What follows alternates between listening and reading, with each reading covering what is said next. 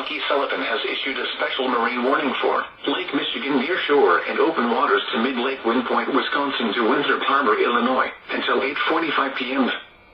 At 7:17 p.m., strong outflow winds from thunderstorms were located along a line extending from 6 nautical miles southwest of Oak Creek to 8 nautical miles west of Pleasant Prairie to near McHenry to 14 nautical miles northwest of Elgin, moving east-southeast at 25 knots.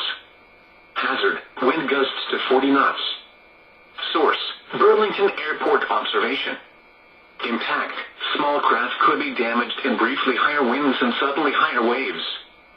Strong thunderstorms will reach wind point at 7:45 p.m., Winthrop Harbor, Illinois at 7:45 p.m., open waters 5 nautical miles east of wind point to Winthrop Harbor, Illinois at 8 p.m., move to safe harbor until hazardous weather passes.